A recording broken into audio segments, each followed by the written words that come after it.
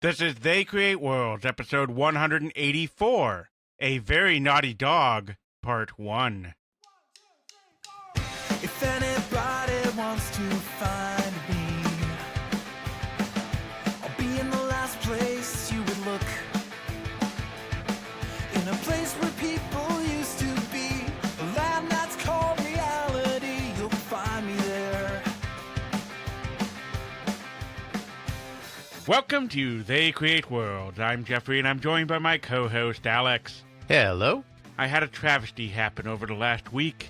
I had 5 cats traumatized by this animal that made lots of barking sounds. Really, I think it was naughty. A very, very naughty dog. But thankfully, Alex was able to research about this naughty dog so that we can better understand how to prevent its trauma to cats. That's right. These days, naughty dogs don't traumatize cats. They traumatize people. So many people, especially the millions that just turned into the hit HBO series The Last of Us over the last few weeks at the time of this recording. Even at the time of this recording has concluded, but just happened. Which is, of course, only the latest and perhaps most celebrated example of a video game coming from the subject of this and our next episode, the highly influential, celebrated, and revered Sony first-party development studio, Naughty Dog. Wait a second. You're telling me you actually know that this is going to be a two-parter until the end of the episode? Sometimes I plan these things out in advance, and sometimes I plan these things out in advance and they become 3 or 4-part episodes. No, this one will be a 2-part episode. We can say that pretty safely just based on what's out there. We're going to take them through the Crash Bandicoot years and up to their acquisition by Sony this time around. And the next time around, we'll get a little crazily modern for you and I, Jeffrey, and at least give some kind of overview on the PS2, PS3, PS4, PS5 era with the Jak and Daxter series, the Uncharted series, and, as previously teased, The Last of Us. I know we've talked about Crash Bandicoot before, somewhere in one of these episodes. There's 184 of them, so I don't know which one it is anymore. I actually have to look it up. We did an episode on platformers, Jeffrey. I can save you the lookup time. We did an episode on the history of platformers. May have been 2 episodes. We often do 2-parters. Don't worry about it.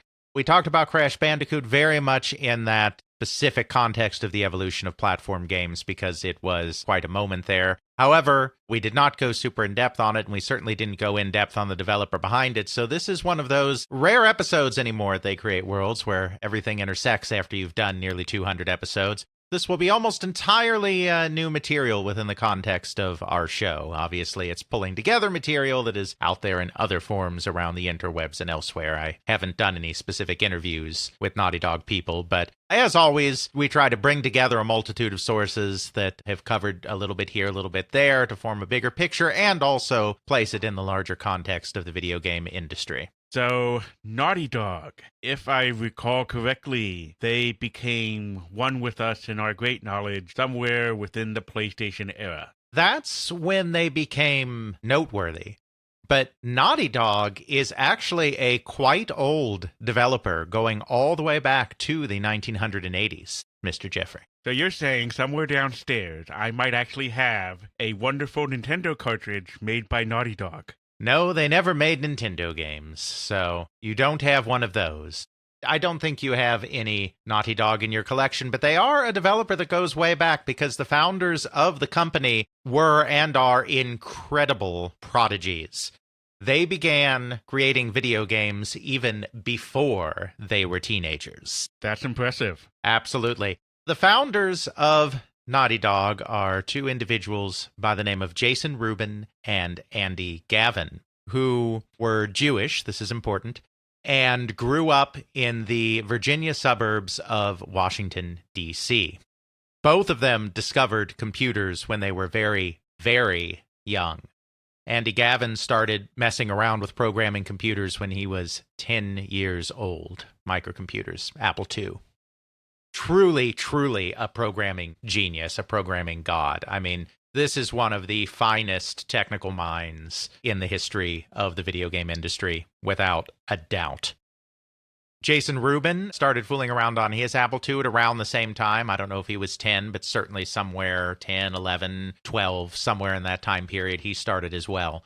Rubin is not as accomplished a programmer as Andy Gavin is, but he's a very good artist, a much better artist than Andy Gavin is. And he is also very, very personable. Not that Andy Gavin is, like, impersonable, but Jason Rubin is the kind of guy that is good at being the face, good at being the front of the house, in addition to his artistic skills and some amount of relatively small, in the grand scheme of life, programming ability. So they were both working independently on just little hobbyist projects. I mean, obviously at 10 years old, they're not trying to be a company. They're both doing their own thing. And then, because they are Jewish, at the age of 13, they become men. Officially, legally, men through their bar mitzvah ceremony. So, of course, since this is an incredibly important and big deal in the life of a young Jewish man, this is something that they prep for a good deal of time before the actual event. I mean, it's a big moment. I'm not trying to be jokey about it or downplay. It's a big moment.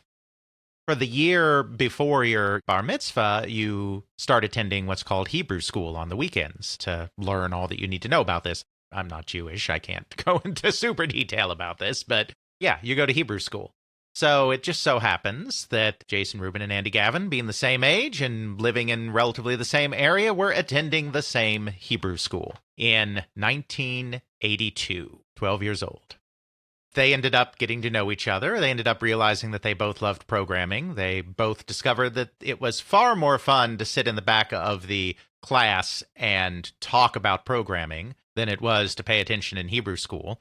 So that's what they did. That's what they started doing every Sunday, the two of them and two other students in the class that were also interested in this kind of thing. They mostly just hung out in the back and half paid attention and started talking about computer games. Three of them, Rubin and Gavin and another one named Mike Goyet, decided, keeping on from this, obviously it's a couple years later, they're men now, they've been bar mitzvahed. In 1984, these three individuals, Rubin, Gavin, and Mike Goyet, decide to establish a software company and actually make a go at this at the age of 14. They called it Jam Software for Jason, Andy, Mike. It was a capital J, capital A, capital M, because it stood for their three names. That right there, it's not called it yet, but that right there is the beginning of Naughty Dog. That's when the company was founded. So even though when we think about Naughty Dog, we think PlayStation, we think Crash Bandicoot, we think late 90s, it was founded as Jam Software all the way back in 1984. Somewhere in there, I expect a story about how we got from Jam Software to Naughty Dog. I don't think there's huge amount of story, but we'll get there. It very quickly became apparent that Mike wasn't doing much, and Mike didn't seem very interested in doing much. And so, after not too long a period, Mike is kicked out of the company. So it is just our two protagonists here, Jason Rubin and Andy Gavin, that are now in the company. They kept the name Jam Software, but they reworked the acronym to stand for Jason and Andy's Magic, because it's just the two of them now. These two, they're teenagers. They're entirely self-taught. This is the very early days. Microcomputers are just coming in. It's not like they're having computer classes at school. I mean, my God.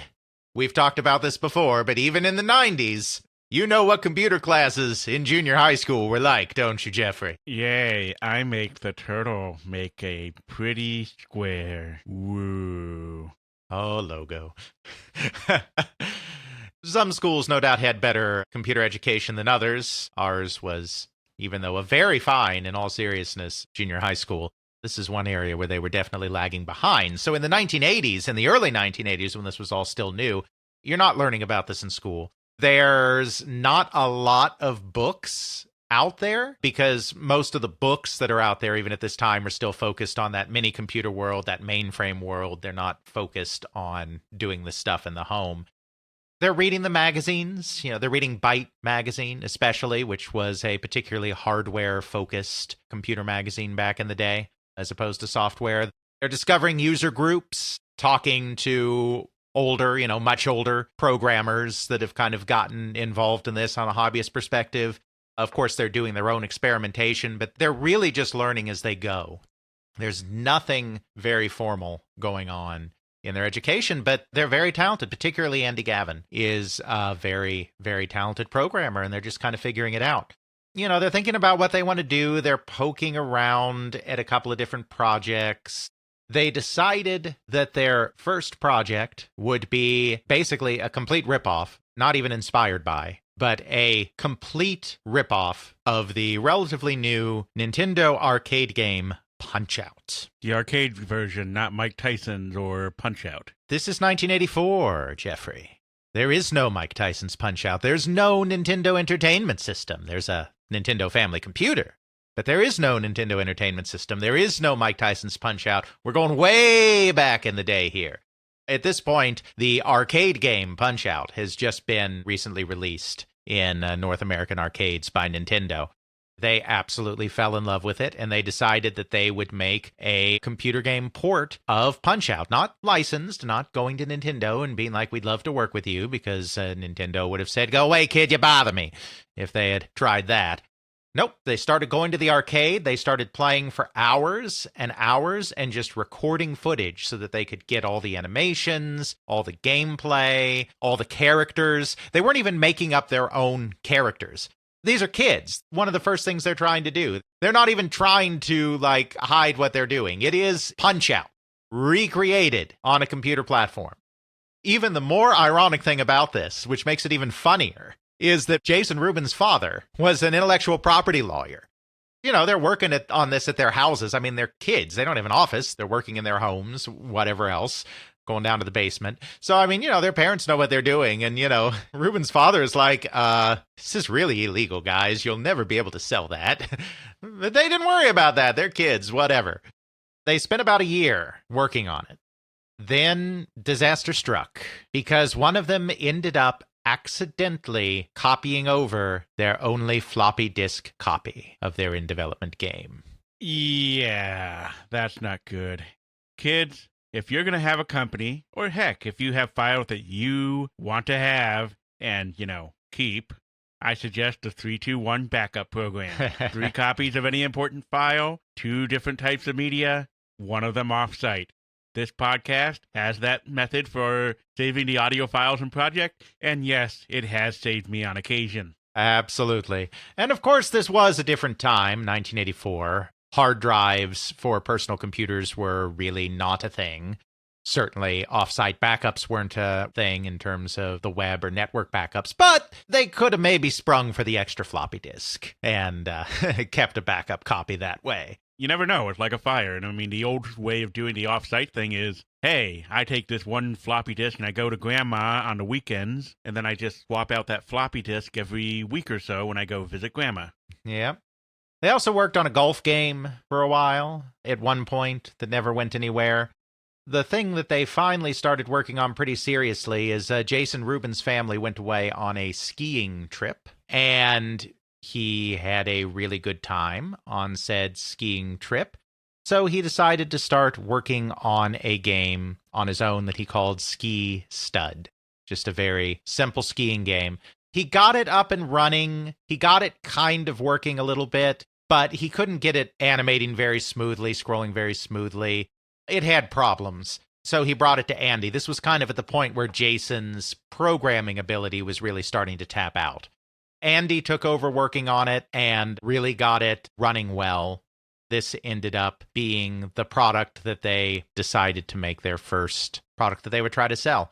It's actually very fascinating. It goes back to this idea of how brilliant Andy Gavin was and is as a programmer.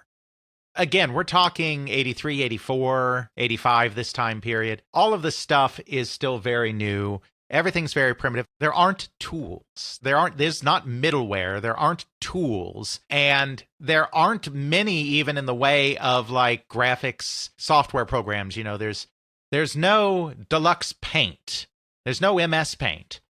There are graphics tablets at this time, and for those of you who are not artistically inclined, when we're talking graphics tablet, we're not talking about you get out your iPad and draw on it. We're talking about actually a hunk of plastic that is a tablet that has sensors in it, and you have a little plastic pen or whatever kind of pen, and you just trace out on this pad, and it interfaces with your computer, and it draws it on the screen. Not talking iPads.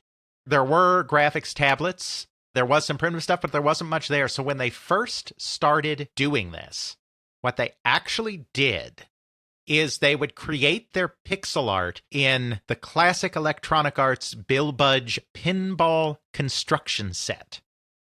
Because pinball construction set, which we've talked about before, it had a GUI interface, which was great and which nothing had back then. It allowed you to create your own pinball tables and your own parts and whatnot, so it allowed you to essentially kind of do pixel art in there. But of course, it didn't allow you to export that art because Pinball Construction Set is not an art program. It is a pinball construction set. So the things you create in there aren't meant to exist outside of the framework of that game. But he figured out, and obviously I don't know all the technical ins and outs because I'm not technical, and even if I were technical, this is highly specific Apple II God-level programming nonsense. But they figured out that if they reset the computer at the right time, like when the program was still open and whatnot, the graphics would end up being cached, and then they would be able to get into the cache and extract the graphics out of there to then use in their other projects. That sounds like a very roundabout way of doing graphic design. But it's all they had. But then they did eventually find a sprite creating program that was created by a small Michigan company called Baudville. Baud, B-A-U-D, is in the way we used to measure the speed of modems. They started using this program unofficially. I don't know that they pirated it. I'm not clear on that from the sources. They either pirated it or they were using it under a personal license when the company also had a commercial license. I don't know which. But they started using this program from Baudville to do their sprites. Once they decided that the Ski Stud game was going to be their first product, they realized that they should go ahead and get a license, so they applied for a commercial license from the company. Now, their publishing plan, because remember, again, these are just kids. They are literally kids. At this point, they're 15. This is about 1985, about a year or so after they founded Jam. Their publishing plan was to do what so many of the early hackerish computer game creators and publishers did. They were going to duplicate some discs, buy some Ziploc baggies, and just go around to the local DC area stores and see if any of them would take their game. That was the plan. But when Baudville saw what they were working on, these aren't guys that are any importance to the video game industry. I've never heard of them outside of this context. I don't have any background on them other than that they were in Michigan. It was just a small company with like 2 or 3 guys, and they made this sprite program. When Baudville saw the game, they offered to publish it for them. Gave them national distribution for a given value of national distribution because this is a small company with not necessarily a lot of clout. Still, it's going to be better than them just walking around the DC area. Exactly, a lot better. So they leapt at that deal. They were paid, I think it said $250 for the game, is what they got for it. The only real request that the company had is they wanted the name changed, Stud being a not very politically correct name, and so it was released not as Ski Stud, but instead as Ski Crazed. Very first game by Jam Software, which would later become Naughty Dog. If you look at the box art, they did get full credit on the box. There is a picture of a very young teenage Jason Rubin and Andy Gavin on the back of the box for this game. Apple II release. Ski Crazed sold about 1,500 units, and they were in the games business. Following up from that, they did do a second game for Baudville. Actually, they did 2 more games for Baudville, I should say. One of them was an educational title by the name of Math Jam. Jam obviously coming from their name, Jam Software. Its educational titles were a big deal back in those days. We talked about before in like our Spinnaker Software episode and whatnot. Then they did a graphical adventure game by the name of Dream Zone, which was kind of, in a way, like Myst before Myst. I don't want to take that parallel too far because it's really not Myst. You're kind of trapped in a dream world and you're going through this kind of warped reality, and it's point and click. It has a little bit of that Myst feel to it, though I don't want to make it sound like, they discovered the winning Myst formula, before the the Miller brothers did. It's not that great, but that's kind of the stuff they're doing. The Dream Zone thing, you got the interface there, and it looked like they took actual pictures of, like, their bedrooms and stuff. Right. And put it in the video game, because you got, like, the teenager suggestive lady poster on the wall. You got this house out in the 1980s, all in black and white. Absolutely. That one was actually released on the Apple IIgs first of all things, which is not an Apple II. It has a completely different processor. It's just considered part of the Apple II line by Apple. It was a short-lived attempt to migrate the Apple II brand into 16-bit, which didn't go very well, but it was released on that as well as other Apple platforms. At this point, we're talking 1987. They've done 3 games. They've realized that they can do this thing. They realize they have a business. It's still just the 2 of them. They're still high school students. They're still working out of the basement, still working out of their parents' houses, nothing formalized, no employees, nothing like that. But they're able to make a go of this, and they start dreaming bigger because it's very clear that Vaudeville is a very tiny company with very little clout and can't really get them the distribution, the marketing, the press, everything else that they need to really, really be successful. These games, they sell a few thousand units. They make a little money on them, but there's not much going on. And so they decide they need to hit the big time. And at the time, there is no bigger big time in computer gaming than Electronic Arts. So they set their sights on becoming developers for Electronic Arts. We have to remember, we've done many EA episodes, and I'm sure many of our listeners are familiar with this regardless, but we have to remember that at this time, 1987, Electronic Arts is still the company that bills itself as the company by artists for artists. They don't do internal game development. In fact, 1987 is the year that their first internally developed game, Skate or Die, comes out. They don't do an internal game development. They have producers on staff that go out and find talent, provide them support, and publish their games. That's exactly the kind of treatment that our young friends Rubin and Gavin are looking for at this point.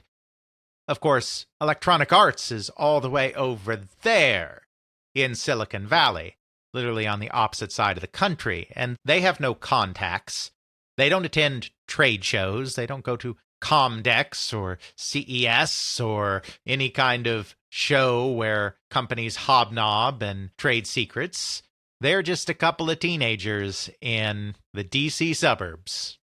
What they are able to find, though, is a phone number for the Electronic Arts customer service line. So they give the customer service line a call and somehow manage to talk their way into getting a producer on the phone. I don't know which one, but they got an Electronic Arts producer on the phone through the customer service line. They explained who they are, what they're doing. I don't know if they had to send them a demo. I don't know the details. But the point is, they were able to get the dialogue going. Electronic Arts recognized that these teenagers seemed to have something, and so they signed them to an artist contract. The youngest artists working for Electronic Arts at this time. At this point, we're talking 1987, so they are 17 years old. Well, at least they have cars now. Yeah, I say they signed an artist contract, but I assume their parents had to sign the artist contract for them because they were under 18, which means they could not even legally enter into a contract. Small technical difficulties, but I mean, consider one of them has a father who's in intellectual property and is versed in this kind of thing. He's probably all gung-ho about both of the boys going out and trying to build a business, and is probably providing the legal help with some of this stuff. That's very possible. Even though Rubin and Gavin have been interviewed a fair amount, no one's really asked about that kind of thing, to my knowledge. There's a job for you, Alex. There's a job for you. There's my job. That's got to be the question I ask them. They become Electronic Arts' youngest artists. The last game that they did was the Dream Zone game, so they decided to follow up on that by creating another point-and-click adventure game for their first Electronic Arts product, which ends up going by the name Keef the Thief. It's kind of a comedic adventure game, which is something that Rubin and Gavin ended up being a bit disappointed with. They didn't set out to do a comedic game, but Electronic Arts kind of pushed them in that direction. I don't know exactly why, but just filling in some of the pieces, adventure games at this time started going in a more humorous direction. You had had the Space Quest and Leisure Suit Larry games at Sierra. Of course, you had Maniac Mansion come out in 1987 from Lucasfilm Games. So graphical adventures had kind of been morphing into something more humorous, more absurdist. I think probably for that reason, Electronic Arts pushed them into that direction. So it ended up being kind of a humorous game, which wasn't necessarily what they were going for. It was fine. It actually did pretty decently, all things considered. It sold 50,000 units, which in the context of 1989 when it was released, I mean, I think by the late 1980s, it's fair to say that a true hit was really more in the 100,000 range by that point. We've kind of talked about this a few times, especially in our 100,000 for 100,000, where we went through all the 100,000 sellers. 50,000 isn't really a big hit, but it's not bad in the context of that times. And of course, it's far better than anything else that Gavin and Rubin had sold. They definitely got some money out of that. So, it was a good deal, even though they were a little bit disappointed that they were forced to take it into a direction they didn't want to. Because that went well for all parties involved, they are going to do a follow-up, a second game, not a sequel, but just another game for Electronic Arts. This time, they want to get back to those serious ideas that they had. They don't want to do another humorous game. They basically decide that they want to out Ultima. Not too ambitious, right? It has certainly led to some companies being able to do some interesting things trying to out Ultima. Yep. They decide they want to do an RPG. Isometric, turn-based RPG. Kind of in the Ultima vein, but starring a wizard, and there are lots of spells you can learn, and it's a big world. They just want it to be big. They want it to be this giant product. They asked for a whopping $90,000 to make this thing. That's a lot. Where's all that money going? Just getting this project done. It's still just the two of them. Though at this point, it is no longer Jam Software, because in 1989, they have in fact renamed themselves Naughty Dog. I don't know where the name comes from. They haven't really talked about the name. However, Jason Rubin did have a dog that, as the company grows, follows them everywhere, that we'll talk about more later, by the name of Morgan, a Black Lab Ridgeback mix. I don't know if she's the origin of the name. I just don't know. I mean, it's kind of funny that they haven't really talked about that. But in 1989, they do rename Jam Software Naughty Dog, and so this Electronic Arts product is coming out under the name Naughty Dog. It's still just the two of them. There's no staff. There's not even other friends like helping them on the side. I mean, obviously EA is assigning a producer to it on their end, but it's still just the two of them making all of these games. Andy's the main programmer, Jason's the main artist. They're just doing all this stuff themselves. So they're going to make this gigantic game under the name, at this time, Buccaneer. It's the initial name for it. It's going to be their next PC game, computer game. I mean, not necessarily literally IBM PC, but it's going to be their next computer game for Electronic Arts. Then, on a fateful visit to the Electronic Arts offices, Andy Gavin notices, as they're walking through, that some of the Electronic Arts developers have these weird Sega Genesis systems with cables sticking out of them attached to some kind of weird gray box. Gavin is so shocked that he just kind of blurts out, "You're reverse engineering a Sega Genesis, aren't you?" Not a direct quote, but I mean, he essentially says that. It wasn't very long after that they found themselves in Trip Hawkins' office surrounded by the lawyers. Because yes, at this time, as we have talked about in our Electronic Arts episodes, Electronic Arts and Trip Hawkins have made the bold decision to move into the Sega Genesis market without the permission of Sega, because they don't want to be tied down by all those licensing restrictions that they can't stand. So they had undertaken their own very super top secret reverse engineering of the Sega Genesis, clean room reverse engineering, totally legal, so that they could enter that market. As we talk about in our Electronic Arts episodes, which isn't relevant really to the Naughty Dog story, they finally do come to terms with Sega and they get a special deal and all of that. But this is the point where they're going rogue and reverse engineering. It's very secret, very hush-hush, And this brilliant programming kid just... Then why did they take the kids and walk them right past it? Because they didn't expect them to realize what was going on. They didn't expect that Andy Gavin would look over just in passing and see this thing and immediately know that that has to be a reverse engineered Genesis dev kit. You would think that they would at least think, these are the youngest game developers that we have signed. They might be a little smarter than the average bear. Maybe. Yes, at that point, the non-disclosure agreements come out. You will not be leaving this building until you sign the papers. So, of course, they are sworn to secrecy, but then they also pitch, well, since you're getting on the Genesis, we could make our RPG for the Genesis. Electronic Arts was like, okay, we can do that. That is how Naughty Dog became a console developer. Just like that. Because they reverse engineered Genesis dev kit on a walk through the Electronic Arts offices. Their RPG ends up being released as Rings of Power. This one is kind of a crazier in a way dev cycle because by this time they are a little older. They're in college. They're in college in two different places. They did not go to college together. Rubin was attending school at the University of Michigan, and Gavin was attending school at a college in Pennsylvania. They were having to send their work back and forth over the commercial modems that were available at the time. No fancy networks, no fancy ARPANET access or something like that. They were transferring files back and forth using 300 baud, literally 300 baud modems when they started. By the time they were done, they had slightly better modems, and they were transferring material back and forth at a whopping 2,400 bauds.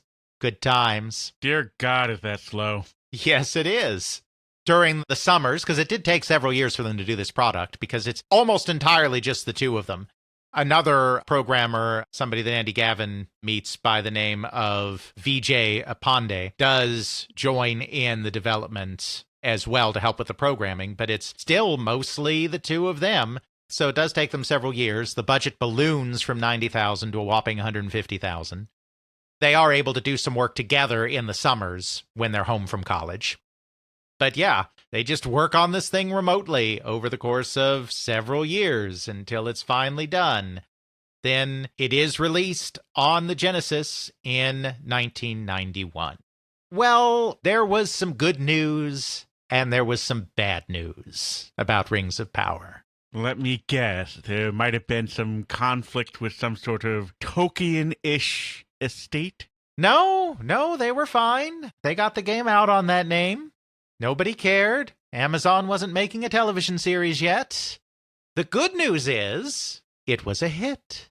The original print run was 100,000 copies, a modest print run, but it sold out its entire 100,000 copy print run. That's what people want out of a video game, yes? The bad news is that when it came time for reprints, since clearly the game was doing well, Electronic Arts had a choice of viewing. They could reprint Rings of Power, a role-playing game with lots of advanced graphics that took up a relatively large amount of memory, had a relatively large cart size, and also needed the ability to save your progress, and so it also had a saved game battery in order to store. Or they could reprint John Madden Football, which is smaller memory size, no backup battery, and has also been doing rather well in stores recently. Well, I know I am not Madden for some football, so obviously they went with the true way, which is Rings of Power. I have this ring right here. You can't see this on the podcast, but Alex can on the camera. That's true. And it is a Ring of Power. Thus, by putting it on, my power grows, and thus history was changed. Well, Jeffrey, that's not how America works. Damn. There is no magic in America, only football. So yes, when it came time to do reprints, I mean, obviously they could have also done a mix. They could have ordered some of one or some of the other, but John Madden Football, we have a whole episode on it. On the Genesis is selling like hotcakes. This is the true establishment of the franchise, not the Apple II game that had been released previously. It's selling like mad. They want to put as much into that as they can. Plus, it has the added benefit of being a cheaper cartridge to produce because it uses less memory. Even though Rings of Power was a sellout at 100,000 units, Electronic Arts declined to manufacture any more copies. The print run was over. So, it seemed, was Naughty Dog. At this time, 1991, they were born in 1970, which is great. It makes it so easy to do the math. In 1991, they're 21 years old. They are close to graduating college. By the time sales are really getting going and reprint decisions are getting made, it's 1992. They're 22 years old. They're basically done with college. They're kind of burnt out on the difficulties they've faced, even though they've definitely made some money with Electronic Arts. Keith the Thief, their artistic vision was somewhat compromised, went from a serious adventure game to a comedic game, not entirely with their blessing. Now, Rings of Power, they put all of this effort into it over multiple years, telecommuting while still keeping up with their classes. To be honest, it's really impressive. Yeah, exactly. Have it be well received and successful only to have their publisher yank the rug out from under them. A perfectly reasonable business decision by Electronic Arts, but that's no help when you're Jason Rubin and Andy Gavin and you've just seen your baby left to die, you know. It's time to start figuring out what to do with the rest of their lives now that they're out of college or soon to be out of college. So they decide to walk away from game development. They're done. So that's the story of Naughty Dog, guys. I lied to you. It's not actually a two-parter because Naughty Dog was wound up in 1992 and never made another game again. We'll see you next time. In our next episode, we are going to be covering how the rampaging mob of fans murder us. Ooh, that sounds like a fun topic. That's right. I mean, they have so much different ways that they can do so. They can just storm the gates. There's fire, brimstone, who knows what, curses. I suppose this means we won't be getting any more money at our Patreon that people that like our podcast can send us money to, right? Probably not. Let me use that Ring of Power again to reset that. All right. So, Naughty Dog came back somehow. Yes. So, obviously, this is not the end of the Naughty Dog story, but in 1992, it honestly did look like the end. I'm not lying about that. They decided to move on. Andy Gavin wanted to go on to graduate school. He was pursuing a PhD. He chose some little obscure university in Massachusetts, MIT, I think it's called. Massachusetts Institute of Technologistical Things? I don't know. Something like that. Like I said, Andy Gavin's a genius. So he goes to MIT to pursue his PhD. I mean, a master's first, but with the goal of moving on from a master's to the PhD program. He gets involved with a very prestigious artificial intelligence laboratory. He's just being a genius, being a genius.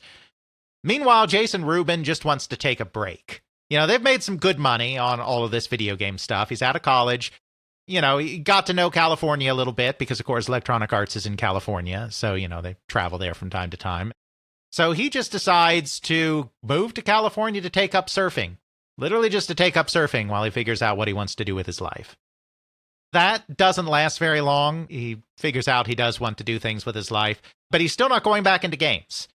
He gets very interested in kind of the early days of 3D computer graphics that are just starting up in this time. CGI, Silicon Graphics workstations, Power Animator, you know, all this kind of new stuff going on in 3D computer graphics. And so he founds his own 3D computer graphics company to take on contract work, like in Hollywood. I mean, he's not literally in Hollywood, but to take on contract work for films. Again, not video games. He actually gets himself a contract with Columbia Pictures. There's a movie that's in development at this time called Wolf. It's not in any way memorable. Nobody has heard of this today. I've never heard of this today, but it was a Jack Nicholson, Michelle Pfeiffer vehicle. They were both big names, and it's about a guy who becomes a werewolf, essentially. He may just become a wolf. I'm not sure. I don't know. I don't care about the plot. But the point is there's a transformation in this movie where the character is becoming a wolf, and they're wanting to do this with CGI. Jason Rubin is actually able to get the contract for his new company to do this thing. So that's what it looks like it's going to be. It looks like Rubin's going to go into special effects. Gavin is going into serious academic research. And then after that, God knows what, after he gets his PhD. But then fate intervenes when they get a call out of the blue from one Mr. Trip Hawkins, whom we have encountered before.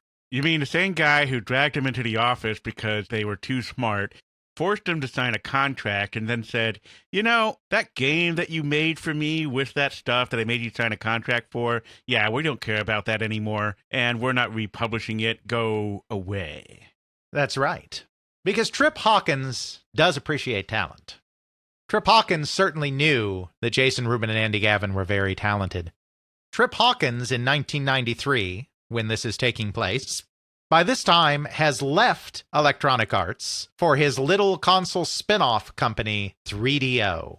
We've talked about 3DO before a little bit. Someday we may do a whole episode on it, though I wish I had more information on some of the inner workings of the nonsense. But basically, Trip Hawkins, as a guy who was fed up with the console ecosystem, where you had to pay a lot of licensing fees, give up a lot of control, get a lot of permissions, put up with a lot of restrictions from console makers, wanted to unlock the console market by creating a universal standard, similar to how VHS had become a universal standard in VCRs, and create a console system that was manufactured and marketed by multiple companies, all based around the same standard, just like VCR, in which there were very low development fees and very little restriction put on the publishers on what they could do. And of course, also tying in to the whole multimedia revolution that we've talked about before that is supposed to be going on at this time, using CDs and all of this stuff. So he needed developers, smart, savvy developers, to work on this system. So he just calls them up out of the blue and offers them a 3DO dev kit, no strings attached. He's not asking them to come work for 3DO. He's not signing them to a contract to make a game for him. He's not creating any kind of financial or legal relationship between Naughty Dog and 3DO. Trip Hawkins, in this case, is playing the role of evangelist, which is a role he's very good at. He's basically saying, I'm making this new platform. It's going to be amazing. You guys were always really, really good at pushing the envelope technically on what you could do on the Genesis and all of this other stuff. So here is a dev unit. Have fun. Make a game, don't make a game. See what you can do. So Naughty Dog was back in action, and this was actually very intriguing to them because they've always had ambitions. They've always wanted to make really, really big games. I mean, that was kind of the starting point for Rings of Power, right? Let's Ultima. Let's do something like Ultima, but let's make it really, really big. Vastly, hugely, mind-bogglingly big. You may think that Ultima is big, but that's just peanuts to the kinds of games that Naughty Dog wants to make. Real bonus points if you get that reference, since it is heavily paraphrased. So they were very frustrated by the limitations of cartridge. This cartridge is very limiting in the memory. The fact that they have been offered this opportunity to create on a CD-based system, which is unlocking just everything, because those things have like 650 megabytes of memory, Jeffrey. Only 650? Not only, Jeffrey, 650 exclamation point megabytes.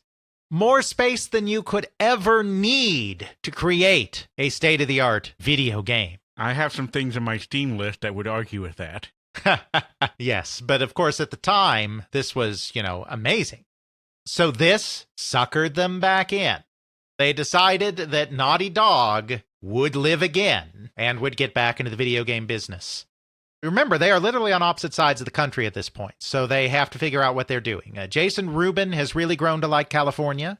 He tries to convince Andy to come out there and work together. But Andy has no intention at this point of giving up his MIT education. He's still working on his master's with the ultimate goal of pursuing a doctorate. he convinces Jason that no, Jason needs to come to Boston and they'll do this game together there. So that's what they do. Naughty Dog kind of officially, you could say, relocates to the Boston area so that Andy Gavin can continue pursuing his degree, and they get to work. Alex, it's the early 90s. They can at least get a 36.6 modem. Yeah, that's not going to do it this time. Not going to do it this time. So they relocate. They share an apartment together. They don't have a lot of money at this point. They decide a couple of things. First of all, they have to figure out what genre they're going to be in. They are at this time inspired by the fighting game genre. Street Fighter, Mortal Kombat, Samurai Showdown are all very, very popular at this point in American arcades. Digitized graphics, as represented especially by Mortal Kombat, have become kind of the new hotness. And of course, doing digitized graphics, by which I mean filming real people in front of a blue screen or green screen, and then turning that footage into pixel graphics, literally digitizing them, has become all of the rage and really fits in with the multimedia aspect. They decided to basically take Mortal Kombat, digitized graphics, tilt it a little more humorous. Mortal Kombat is very self-serious in its mythology and its blood and its fatalities and everything.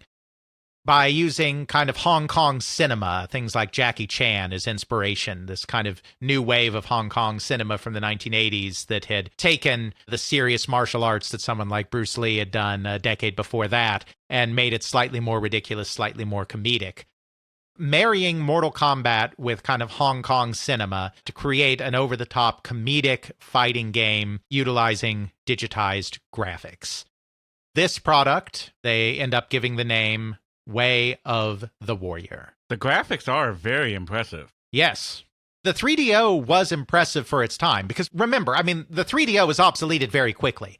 We're talking 1993 here. We're talking before the PlayStation when they're starting to work on this game. This would arguably blow most PlayStation graphics out of the water. Well, I mean, it's a different kind of thing, right? Because it's still a 2D game, whereas the PlayStation is trying to do 3D. The PlayStation can do pretty amazing sprite-based graphics. You just don't see many games doing that because Sony was discouraging people from doing sprite-based games and two-dimensional games because they wanted people to do the whole 3D thing. They're working on this game in very kind of squalid circumstances. They do the filming in their little apartment. They covered up the windows. Space was so small, they had to open their front door and film from the hallway into their room. They created their own kind of primitive blue screen, very janky, not a very good screen at all. They had to spend hours and hours and hours of post-processing, eliminating the so-called halo effect around their characters.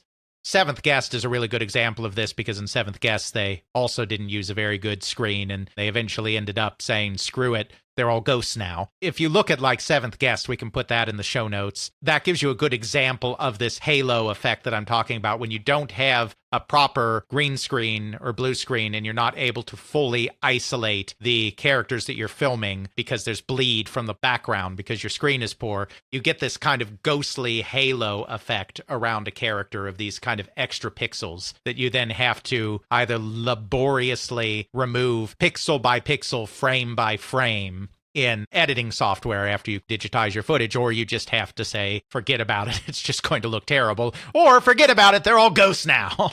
Green screen and blue screen is very, very fascinating. I actually do it myself sometimes. Like if you ever watch our live streams, I actually am in front of a green screen. Mm-hmm. The challenge there is actually more lighting than the green screen itself. Mm-hmm. As long as the green screen or blue screen is a solid color, which pretty much just about anything will work, as long as it's just a solid color.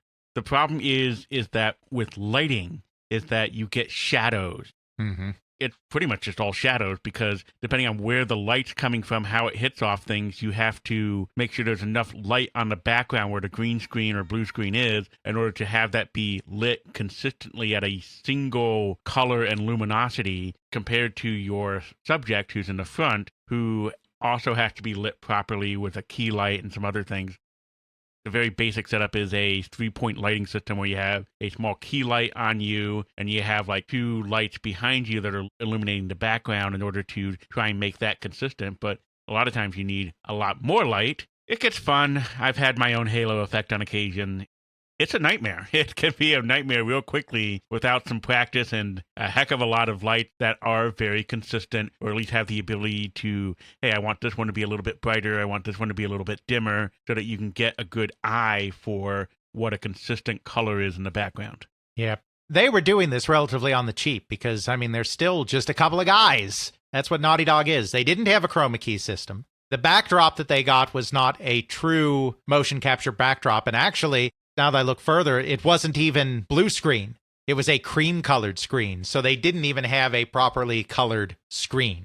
Problem with a cream screen is that that's close to skin color. Exactly. The reason that we use blue screens or green screens is because in normal environments where we're doing this kind of thing, you don't really have that color. And like the reason they go away from blue screen is because people have blue eyes or something like that. Exactly. Humans have very little green, if any, in them. Exactly, because as Jeffrey said earlier, any solid color will do. But if you choose a solid color that is going to bleed in to what you're shooting, then you get into some trouble. So they had no way to get the color right in the shooting. They didn't have professional cameras, and they were literally having to shoot from the hallway. Their neighbors thought they were shooting a porno. They're like, what's going on here? Well, because nobody's heard about filming for a video game, The actors were friends, schoolmates that they would come in and have filming.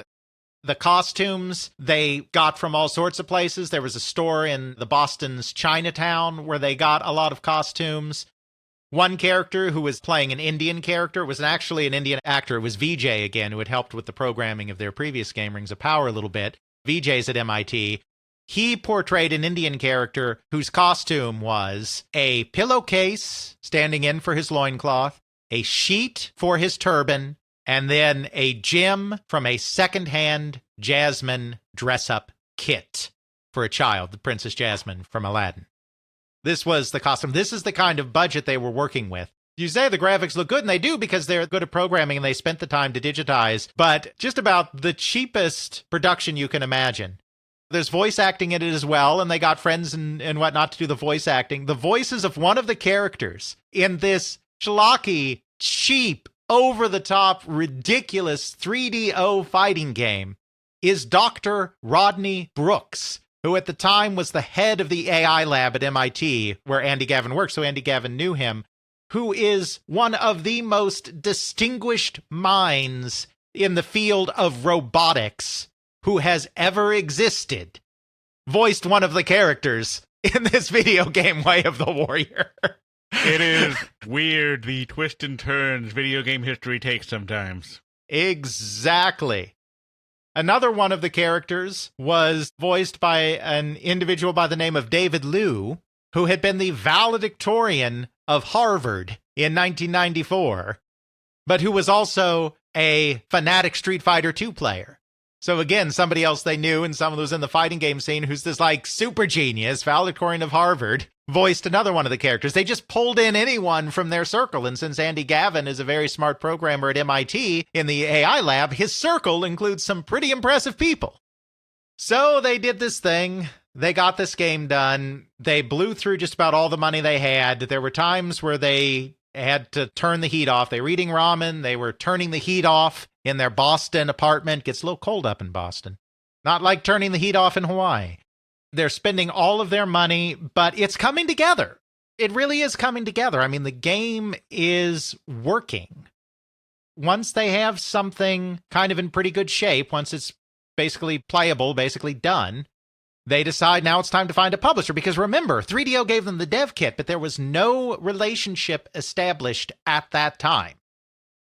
They spend not literally their last $10,000 because they did have a little more money in the bank. But as it turned out, over the course of this time, their bank account essentially went to zero. So even though it wasn't their last $10,000 at the time, it was basically their last $10,000 for a booth at CES in 1994. A tiny booth at CES in 1994 so that they could show the game to publishers. CES, as we've talked about before, the Consumer Electronics Show. Before E3, this was the trade show that the video game industry companies went to. It was a broader consumer electronics shows. There's everything from stereos to televisions to car alarms at this thing. Video games was one of the things there. So they got their booth, $10,000, showed their game, and they ended up with 3 suitors. One of these was quite logically 3DO itself, which was on the lookout for titles to promote its system. The second suitor was Crystal Dynamics. Crystal Dynamics, which still exists today. It was bought up by Eidos, which then became part of Square Enix, which was then sold off to the Embracer Group, but it still exists as a developer today. But Crystal Dynamics had actually been established to create games on the 3DO. It was established by Dave Morse, who was the longtime business partner of individuals Dave Needle and RJ Michael that came up with the 3DO. And so while they worked with Trip Hawkins to create the 3DO hardware, David Morse, who had partnered with them before, went and founded Crystal Dynamics to make software. So they were a 3DO-focused company, so they were very interested. Well, 3DO didn't offer really the best deal, so they weren't really interested in that. Crystal Dynamics was very interested, but there was actually a split at Crystal Dynamics amongst the executive staff between people who just wanted to release Way of the Warrior as it was, or if they wanted Naughty Dog to rework it into a port of Samurai Showdown, because they had just gotten the rights to it on the 3DO, and they were like, oh, this is great, this can jumpstart the creation of a Samurai Showdown game.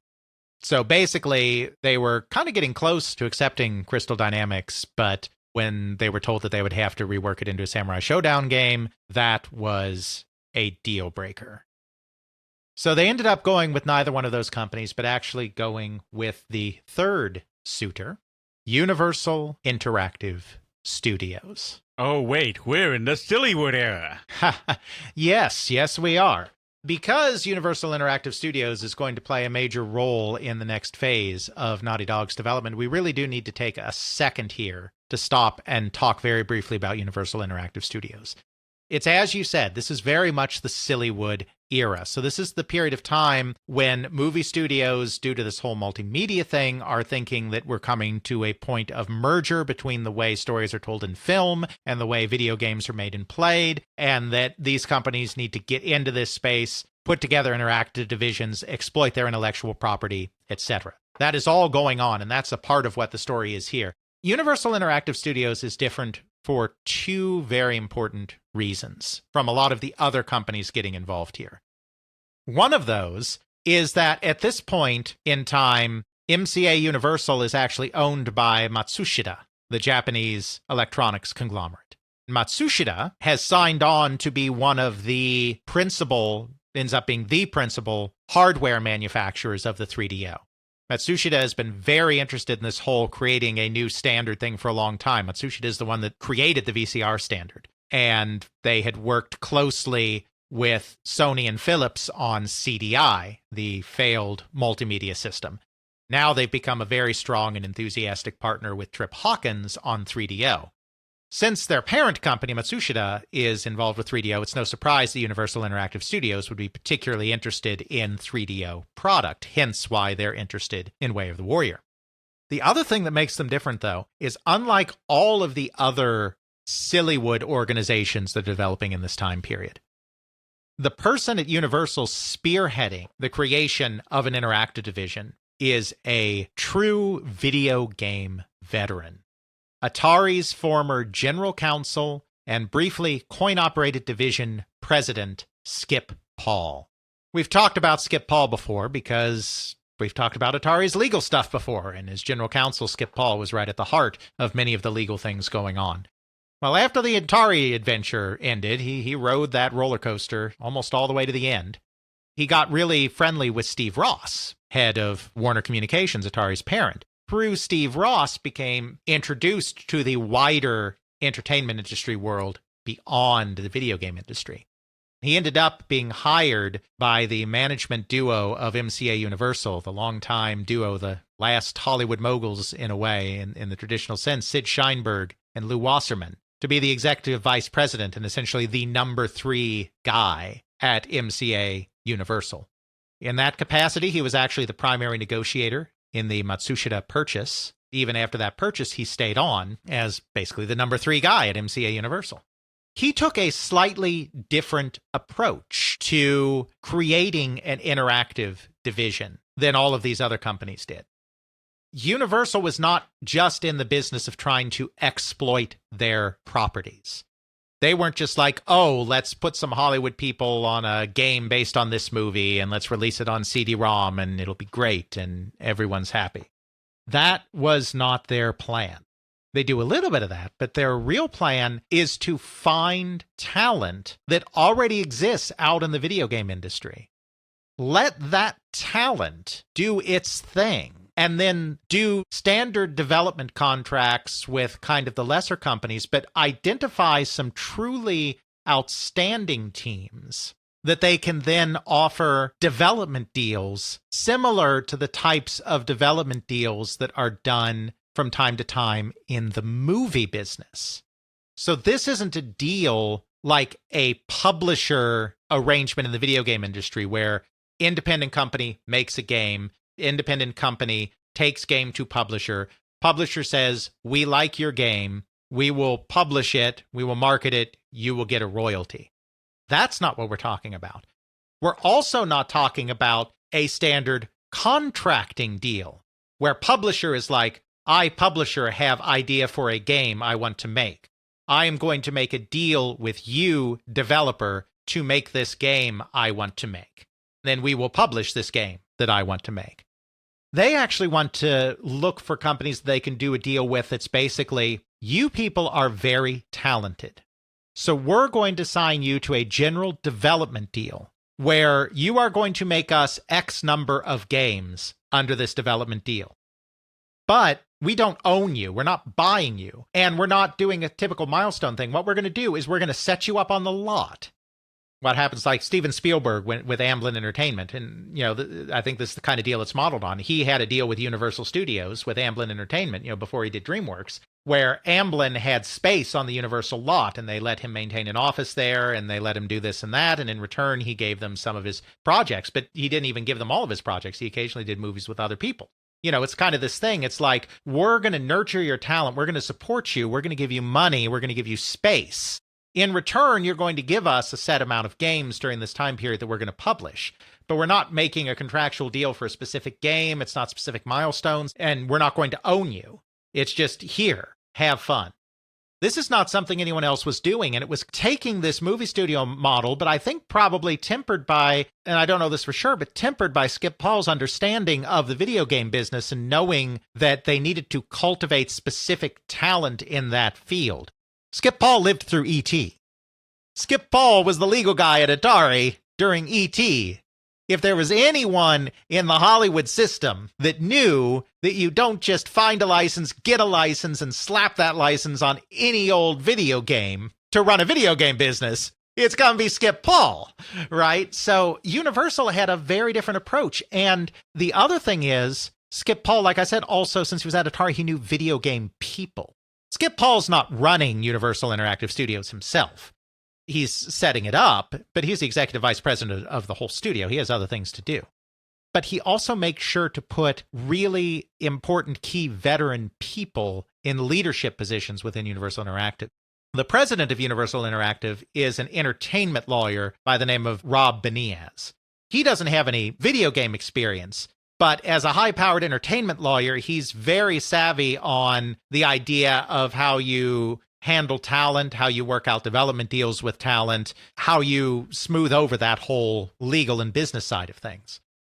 But as his main video game expert, his executive producer, his technical guy, Skip Paul brings in Mark Cerny, whom we have talked about several times before, most recently, if you're listening to our episodes in order, in our Sega Technical Institute episode. Mark Cerny, programming genius, video game hardware genius, game designer of Marble Madness and a few other products, has kind of been flitting back and forth between working for the man and being an independent contractor. Of course, he's no longer at STI because he got into it with Yuji Naka and ended up leaving after Sonic 2. We talk about that whole thing in that episode. Not long after that, Skip Paul scoops him up to work at Universal Interactive Studios. So there's a really competent management team in place that really understands that you need to find and nurture video game talent and let them make video games rather than take people who are used to making movies and have them make a video game on a licensed property. So Universal isn't just looking at Way of the Warrior and saying, yes, let's do Way of the Warrior. They also said, we're also, in addition to publishing this game, going to offer you a development deal. We're not going to tell you what platform you have to publish on. We're not going to tell you that you have to use a specific IP. You want to use one of our properties, use one of our properties, but you don't have to use a Universal IP. Make the IP anything you want. Make any genre of game you want. We don't care. You get complete freedom to do whatever you want. At the end of the day, we're the ones that are going to be publishing it, and we will fund you. We are going to give you space on the Universal lot. We're going to give you offices. We're going to give you money to hire a real staff. Because remember, it's just the two of them with some occasional help and assists from friends. But those other people that worked on Rings of Power and especially Way of the Warrior, which did need a few more staff because it was a big project, none of them were Naughty Dog employees. They were just friends helping out as contractors.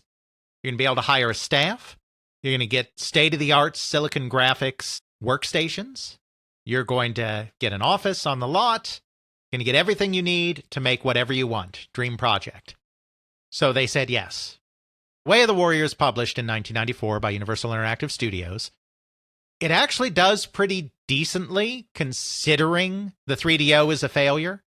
It was one of the few real games in kind of the first wave. So many people were focusing on multimedia this, multimedia that. Whereas this, even though it had digitized graphics and everything, was kind of an old-school 2D fighting game.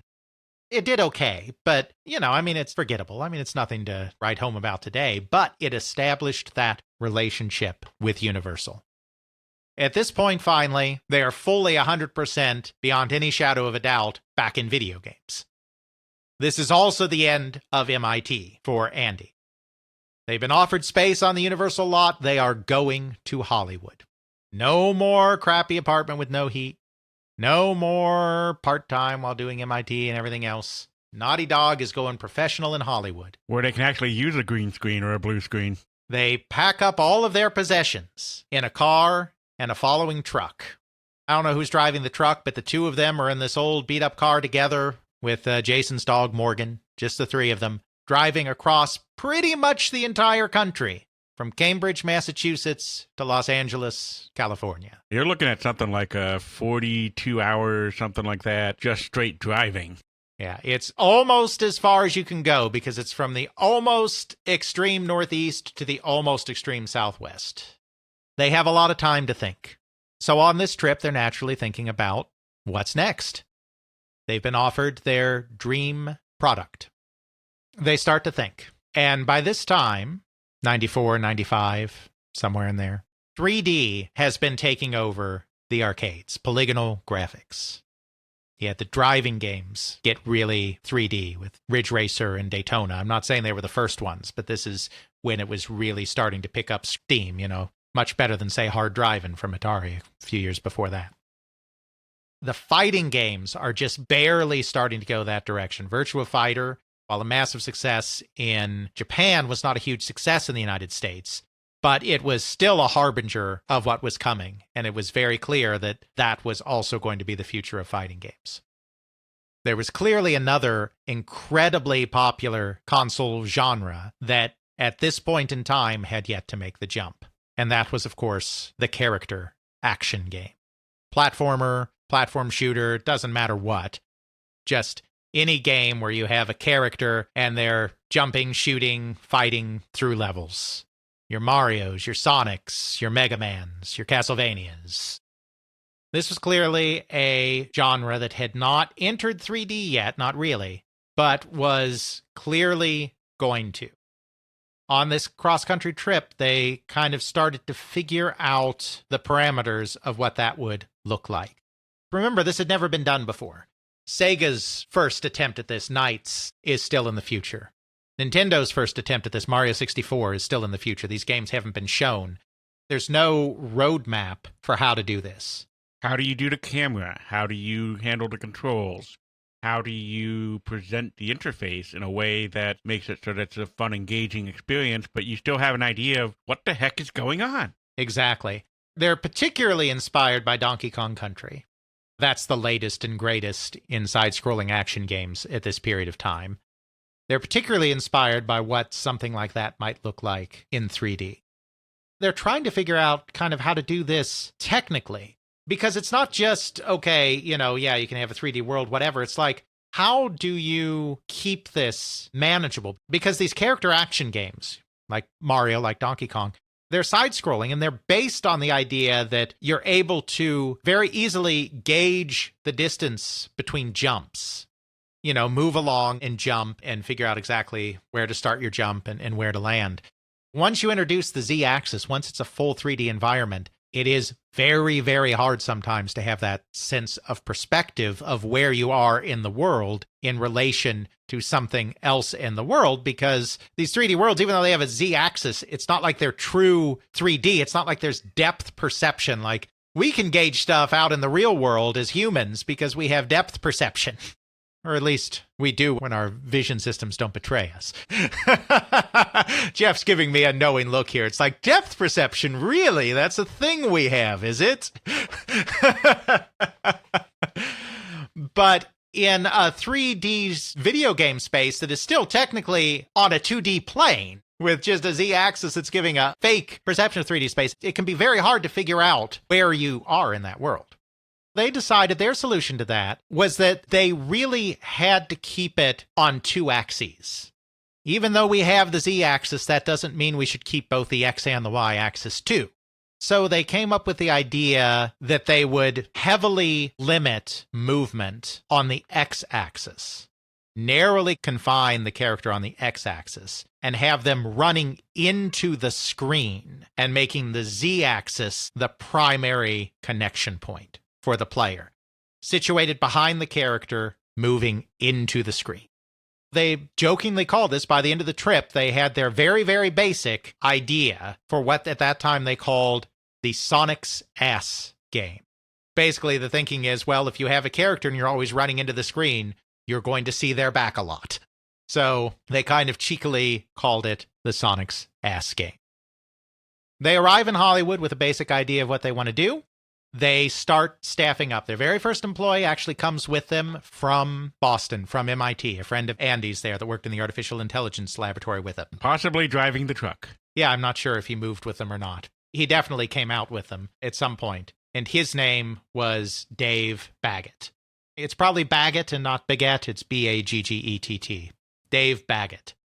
They find a local artist by the name of Bob Rafe, Persian descent, Iranian descent, I believe.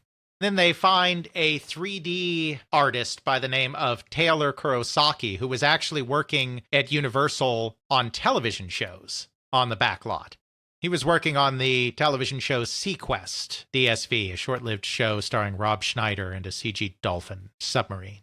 But you see, because it was television, they were working with really primitive stuff. He was using Lightwave on a Commodore Amiga to do the computer-generated effects on that. He was really interested in what was going on with Alias, Wavefront, on Silicon Graphics workstations, the kind of stuff that was being used on Jurassic Park. But as a lowly television guy, he didn't have access to that kind of thing. He started seeing the Naughty Dog people started hanging around them and saw that they were using the Silicon Graphics workstations and getting to do all of this stuff. He ended up joining them because it would allow him to work with this fancier stuff. So a small team is starting to develop. I think in the end, only 8 people work on the original Crash Bandicoot. They've kind of got some ideas. They decide that they want to do kind of a Warner Brothers-esque cartoon character as their main protagonist. They actually hire a couple of animators by the name of Charles Zimbilis and Joe Pearson, who had worked on stuff for Warner Brothers, I think, and Hanna-Barbera and Don Bluth Productions. Like, they had been in the traditional animation business. These two developed the look of the character They had decided they were going to do an animal character, and they had hit upon this book of Australian animals and decided from that they were going to do a wombat. That's what it was originally. They were going to create a character named Willy Wombat. They hired these two independent artists to develop the overall look and feel of the character and some of the backstory and whatnot for the character. Jason and Andy also decided on the villain of the piece. They had been really watching Pinky and the Brain cartoons, and they were referencing 80s pop culture a lot as they were putting this together, adventure films and action films and whatnot. They kind of came up with this idea that they wanted this genius character with a big head, a little like the Brain.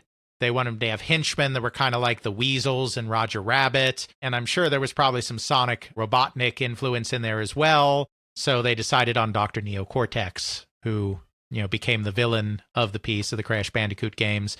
They decided they wanted to set it in the jungle. I have to imagine their Donkey Kong Country love had something to do with part of that. They were also said they were kind of referencing the idea that these mad scientists often tend to have these lairs on these tropical islands. That's kind of a trope. They're kind of getting this all together. Then Zimbillis and Pearson flesh things out a little more as independent contractors. They get all of this together. When it comes to the target platform, 3DO's on the way out. They definitely don't want to do that. Somewhere in there, they get wind, of course, that this PlayStation is coming. They figure that's their opportunity because Nintendo already has Mario. Sega already has Sonic. Sony is brand new. Sony doesn't have a mascot platform game. So they figure that they can probably become that mascot platform game. So even though Universal is their publisher, they still somewhere in here get the ambition that they're going to pitch Sony directly and say, we can be your mascot platforming game. We can be your competition to Mario and Sonic. They decide to fully focus on the PlayStation. They're actually able to get dev kits pretty easy from Sony. It's weird, they're not a publisher. So if you're a publisher, you have to jump through a lot of hoops oftentimes to get dev kits from a console company, especially a new console company like this that's being very careful. But sometimes what they'll do, and what Sony was doing at these times, is if you're an independent developer, they'll make it a lot easier for you to get a dev kit because they're just curious to see what you might come up with. They're not worried about you turning around and publishing something that they don't like or whatever because you're a small operation and you're not a publisher. So it can actually be easier as an independent developer. So even though Universal is funding them, and even though they're on the Universal lot, they're not owned by Universal. They're still technically their own independent developer. They actually find it very easy to get some dev kits from Sony so they can start working on the PlayStation. These guys are truly brilliant. Again, Gavin is such a brilliant programmer. As Crash Bandicoot starts developing, they start to make a game unlike anything that had been seen to this point on the PlayStation. If you go back and look at PlayStation games circa 1994 to 1996, 96 being the year that Crash launched, if you look at some of the other games that come out during that time, Crash looks so much better than so many of the games coming out at that time. There's a couple of reasons for that. Well, first of all, it all comes down to polygon count. Crash has a relatively high polygon count for that time as a character, between 500 and 600 polygons. The backgrounds have a relatively high number of polygons compared to other games at the time. The game just moves smoother and animates smoother and moves better than other PlayStation games at the time. They were able to do this using three primary tricks. First of all, they realized that even though the memory on the PlayStation was very small, the PlayStation only had 2 megabytes of video memory.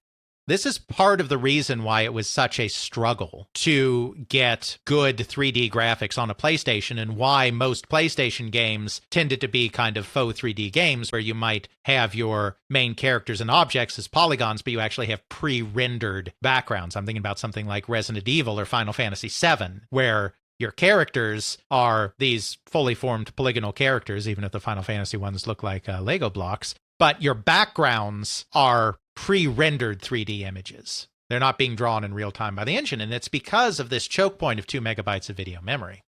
What the team at Naughty Dog and what Gavin realized is that even though the system has very little memory, we have a CD here. The CD has lots of memory. We just have to access that memory. Now, obviously, accessing the CD-ROM is slow. They figured out a way to access the memory in blocks on the CD so that they were constantly chunking in new sets of graphical data from the CD to the system in order to have more diverse graphics and higher polygon count graphics than you would normally expect.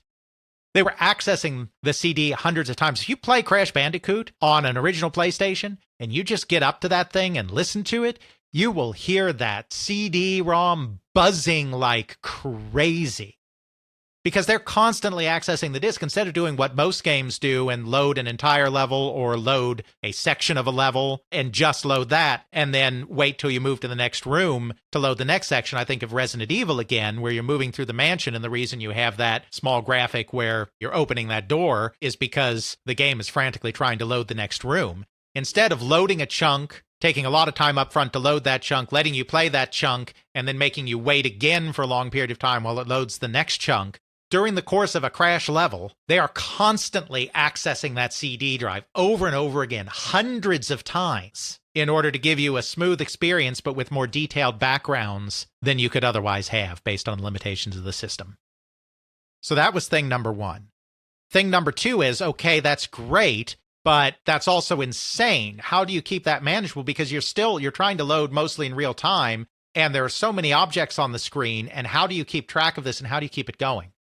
Well, they were very clever. They did something very similar to what John Carmack did with Doom, except in some ways even more refined. So the thing that made Doom possible, right, we've talked about this before, is that those levels flew by because instead of rendering everything around you in this 3D environment, it's a faux 3D environment, but for our purposes, a 3D environment, he was doing ray tracing and he was only rendering what you could see on the screen. It's like nothing existed unless you were looking at it. No object permanence. So this was a similar idea. Now, it's not ray tracing because they're doing polygons, but it's the same basic idea. If there is a tree in medium distance and there is a rock in far distance, these are all kind of jungle type levels, so these are the kind of assets we're looking at. If that rock is covered by that tree in your current view, then the game is not drawing that rock.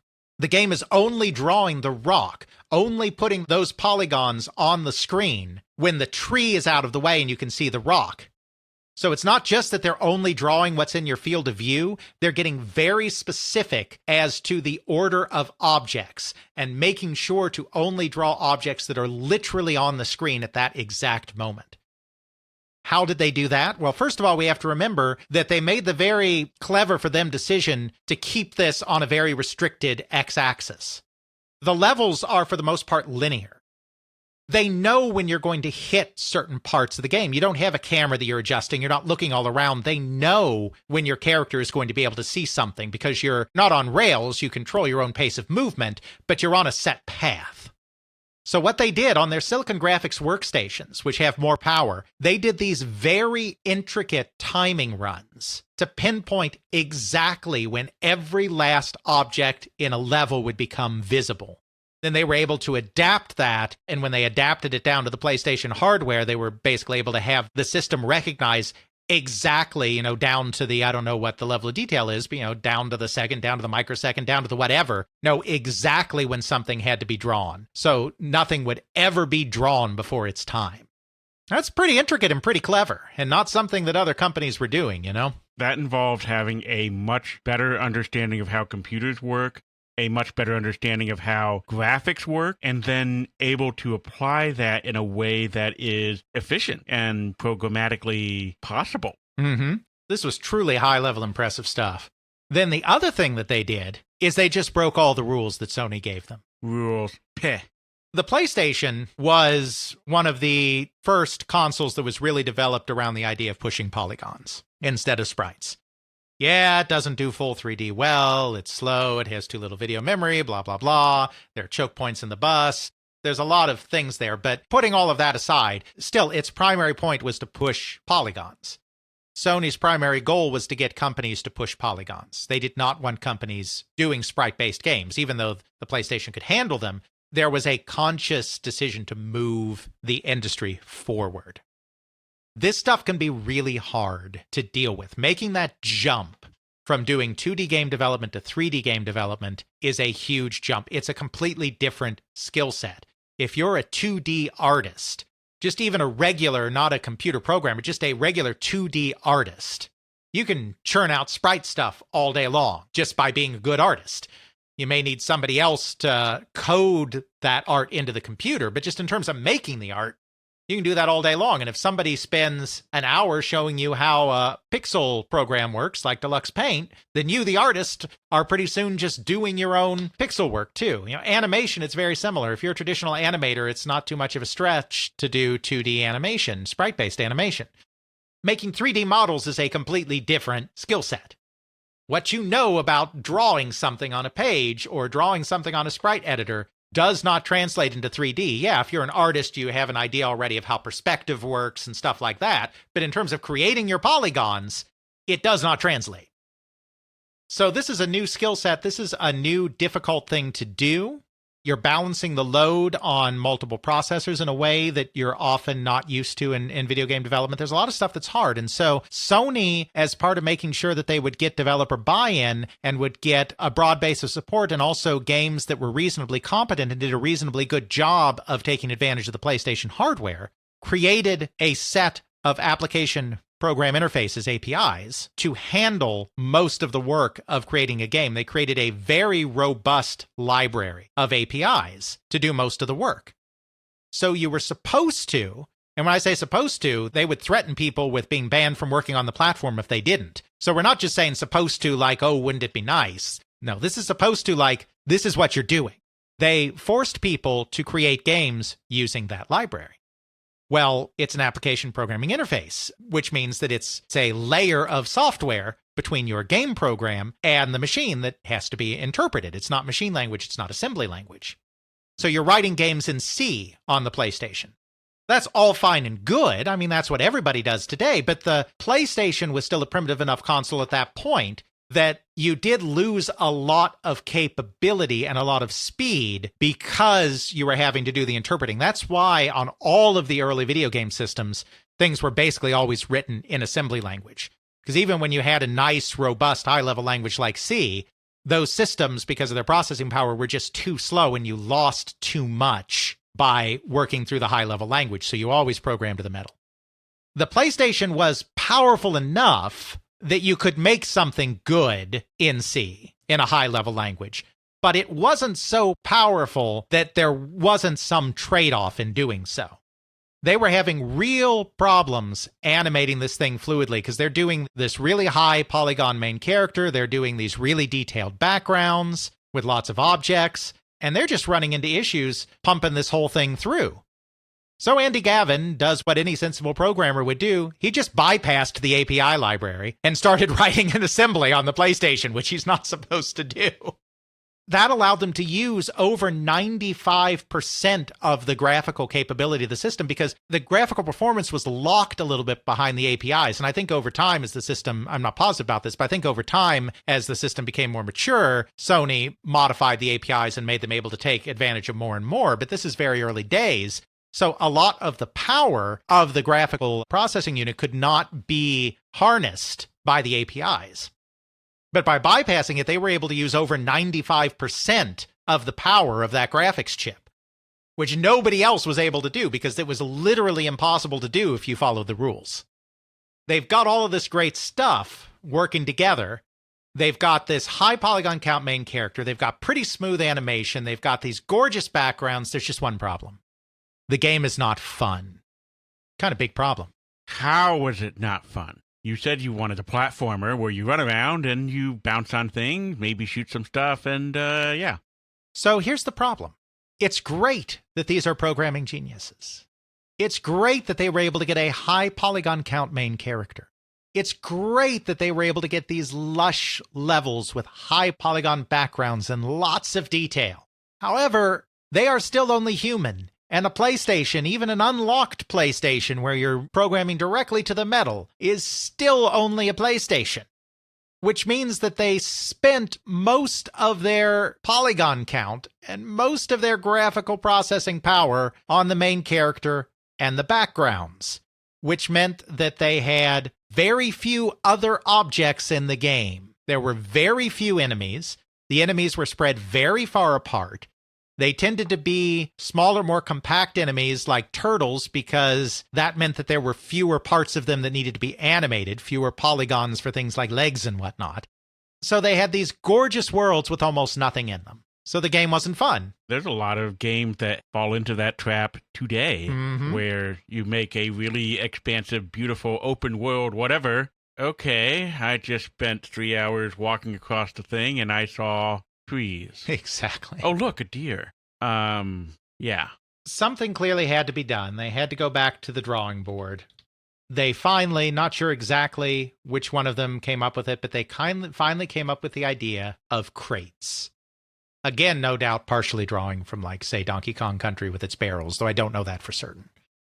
Crates are big boxes. Very few polygons. You don't have to get super intricate with the textures. Crates. We can put stacks of crates around that you're required to break. Then we can make little puzzles out of them. We can create varieties of crates. We can make crates that blow up. We can make crates that bounce. We can make crates that do random things. We can do crates where you have to break certain types of crates before you can break other crates to advance through the crates. Crates may not seem like the most exciting thing in the world on the face of it, but boy, do they have a cheap polygon count. So that is what solidified the gameplay of Crash Bandicoot around the breaking of crates and the collecting of things around crates. It allowed them to have nonstop interesting action without the polygon and processing load that would come by putting more enemies into the stages. This calls back all the way back to that time when they went to do boxing and they wanted to make a boxing game. So now they just have their boxer punching crates in order to continue. It's a great boxing day. We're boxing around, punching this box, boxing that box. I know I was going somewhere with this. You can now I'll just show myself out. You're fine, mostly. We have our gameplay. We have our character who has, by this point, morphed from Willy the Wombat into this character named Crash Bandicoot. We have something that's pretty fun, and we have what we believe is an opportunity to make an inroad with the big new console publisher on the block and become their answer to Mario and Sonic. While being heretical and going against their rules. Right. Naughty Dog has gone from two guys working in their parents' basement as teenagers on a skiing game for a nothing publisher in the Midwest to a studio of 8 to 12 people on a lot at a major motion picture studio in Hollywood with an opportunity to capture the attention of one of the biggest names in video games on the planet. In our next episode, we will pick up the story there, show how this relationship grew between Sony and Naughty Dog, and how that ultimately led to their being purchased and their creating even more elaborate, detailed, intricate worlds and stories on subsequent versions of PlayStation hardware. Well, I guess we're going to have to find out some more things the Naughty Dog did next time on They Create Worlds. Check out our show notes at podcast.theycreateworlds.com, where we have links to some of the things that we discussed in this and other episodes. You can check out Alex's video game history blog at videogamehistorian.wordpress.com. Alex's book, They Create Worlds, the story of the people and companies that shaped the video game industry, Volume 1, can now be ordered through CRC Press and at major online retailers. Email us at feedback@theycreateworlds.com. Please consider supporting us on Patreon at patreon.com/theycreateworld. Please help get the word out by leaving a review on your favorite podcasting service. It really helps us out. Intro music is Airplane Mode by Josh Woodward, found at joshwoodward.com/song/airplane mode, used under a Creative Commons Attribution license. Outro music is Bacterial Love by Roller Music, found at freemusicarchive.org, used under a Creative Commons Attribution license. I'm recording this at 12:12 a.m., April 14th, 2023. I'm tired. There's so much more to do still. But hey, you're listening to this on time.